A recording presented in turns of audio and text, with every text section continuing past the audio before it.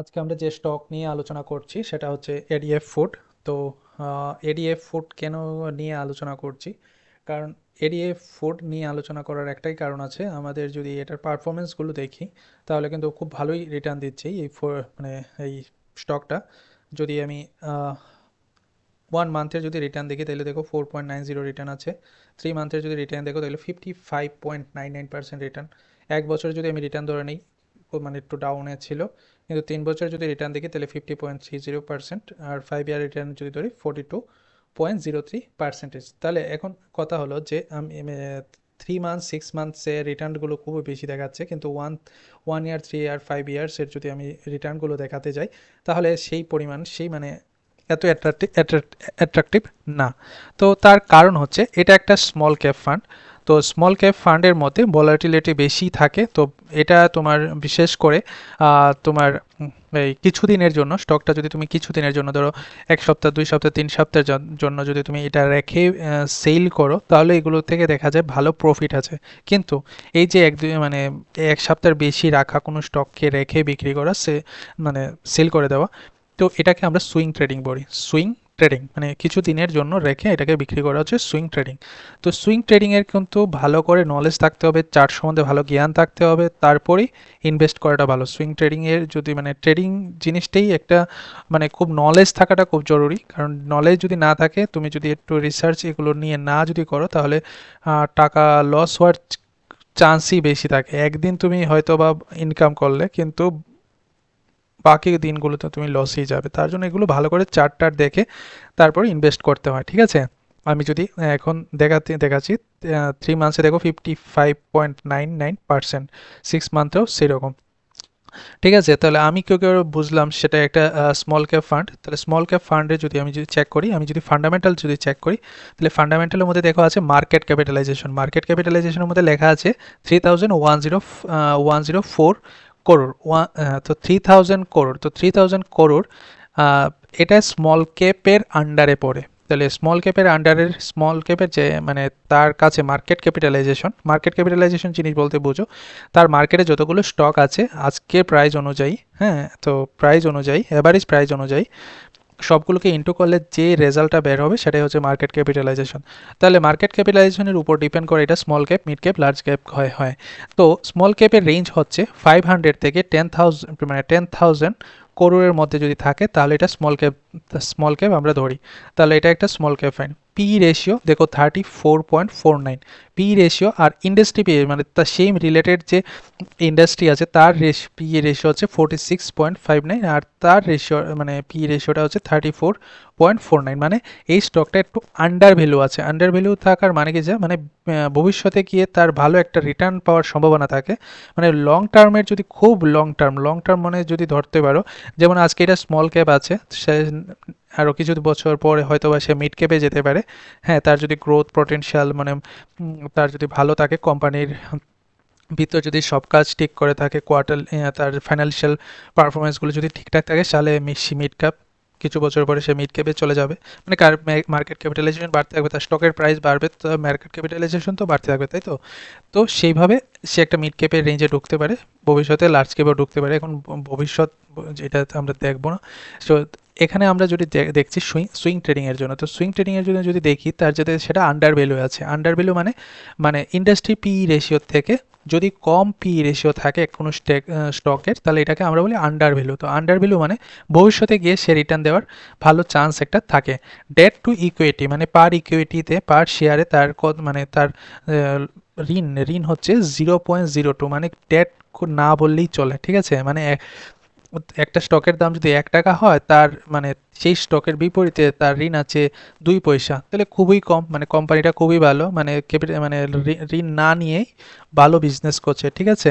এবং আমি যদি বুক ভ্যালু যদি দেখি 52.02, ভালোই আছে। ফেস ভ্যালু হচ্ছে ফেস ভ্যালু টু হচ্ছে মানে স্টক যখনই মার্কেটে ছাড়া হয় তার আগে কোম্পানি একটা ন্যূনতম মূল্য রাখে সেটা ডিভিডেন্ড দেওয়ার জন্য। তো ডিভিডেন্ড মানে হচ্ছে ধরো কোনো একটা স্টক কিছুদিন মানে বছরখানে তুমি ধরে রেখেছো, তাহলে কোম্পানি তোমাকে তার প্রফিটের কিছু অংশ তোমাকে ডিভিডেন্ড দিল। যেমন এখানে 0.42%, মানে কার ফেস ভ্যালু টু এর 2 ইন্টু 0.4%, এরকম যে মানে তাহলে একটা স্টকের কত মানে ভ্যালু বের হয় সেটার উপরই তোমাকে মানে যে প্রাইসটা বের হবে মানে ফেস ভ্যালু ইনটু ডিভিডেন্ড ইল্ডের যে পার্সেন্টেজটা দেওয়া আছে এটাকে যদি মাল্টিপ্লাই করো তাহলে যে রেজাল্টটা বের হবে সেটাই তোমাকে ডিভিডেন্ড দিচ্ছে, ঠিক আছে, মানে এই পার্সেন্টেজটার উপরই ডিভিডেন্ড দেওয়া আছে।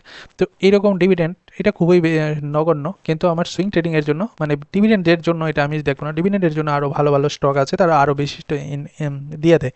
তাহলে এটা ডিভিডেন্ডের জন্য না, আমার সুইং ট্রেডিংয়ের জন্য। তো সুইং ট্রেডিংয়ের যদি আমি যদি করি তার ফাইন্যান্সিয়াল পারফরমেন্স যদি আমি যদি দেখি কোয়ার্টারলি না দেখে যদি ইয়ারলিতে যদি দেখি তাহলে তার রেভিনিউ কিন্তু বছর পর বছর কিন্তু বেড়ে বেড়ে যাচ্ছে। এই যে বছর পর বছর তার রেভিনিউ কিন্তু বেড়ে বেড়ে যাচ্ছে। 2001-এ তার রেভিনিউ ছিল 375, প্রফিট হয়েছে 50 করোড় ধরে নিলাম।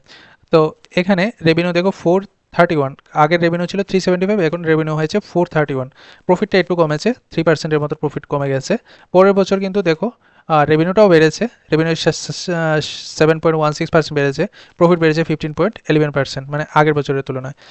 আমি প্রত্যেক বছর যখন 2024 বলি তাহলে 2023 এর পার্সেন্টেজ অনুযায়ী বাড়াটা, ঠিক আছে, এই যে পার্সেন্টেজ এখানে দেওয়া থাকে, যদি আমি 2022 ধরি তাহলে 21-এর থেকে কত পার্সেন্টেজ বেড়েছে সেটার উপর ডিসাইড করা হয়, ঠিক আছে। তাহলে প্রত্যেক বছর বছর দেখো রেভিনিউ বেড়েছে, প্রফিটও বেড়েছে, শুধুমাত্র 22-তে একটু প্রফিটটা কম ছিল তার জন্য, কারণ ওই সময় তো কোভিড সিজন ছিল আর কোভিডে মানে আর এই যে এডিএফ ফুডটা এটা ইন্টারন্যাশনাল মার্কেটেই বেশি সেল করে, ঠিক আছে, ইন্টারন্যাশনাল মার্কেট যেমন আমেরিকা ইউরোপগুলোতেই তাদের প্রসেস ফুডগুলোই বেশি সেল করে, তাহলে ইন্টারন্যাশনাল মার্কেটের উপর ডিপেন্ড করে, ঠিক আছে।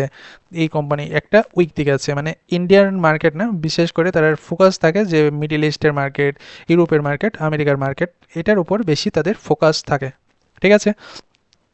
হ্যাঁ, তাহলে প্রত্যেক বছর সে মানে তোমার তার যদি এক বছরের তার রিটার্ন যদি দেখি তাহলে 28%, 3 ইয়ার সিজিআর যদি রেভিনিউর, এটা রেভিনিউর যে রিটার্নটা, সিজিআর রিটার্নটা হচ্ছে তার 12%, ঠিক আছে।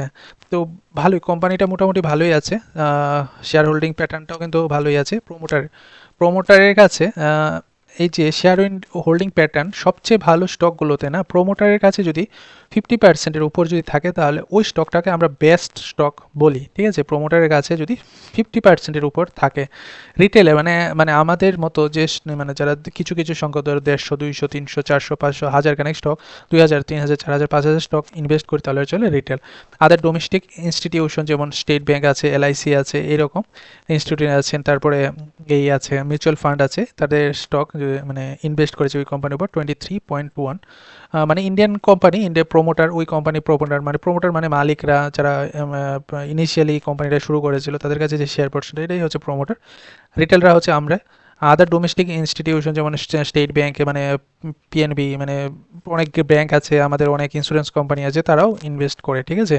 তো আমাদের মতো তারা ইনভেস্ট যে করে মানে গ্রো, অ্যাঞ্জেল ওয়ান, এইসব মানে কোটাক, এইসব এটার মধ্যে এগুলোতে করে না, তাদের সিস্টেম আলাদা সিস্টেম থাকে, তাদের বড় বড় এগুলো হ্যান্ডেল করার জন্য সিস্টেম থাকে, ওইটার উপর ইনভেস্ট করে তারা, আমাদের মতো এইরকম গ্রো টু এলচেলেপে ইনভেস্ট করে না, ঠিক আছে। ফরেন ইনস্টিটিউশন আছে, যেমন বাইরে থেকে অনেক কান্ট্রির দেখা যাচ্ছে ইন্স্যুরেন্স কোম্পানি আছে, অনেক পেনশন ফান্ড আছে, ঠিক আছে। তো এরা হচ্ছে ফরেন ইনস্টিটিউশন, এরা হচ্ছে 16.10% তারা নিবেশ করে।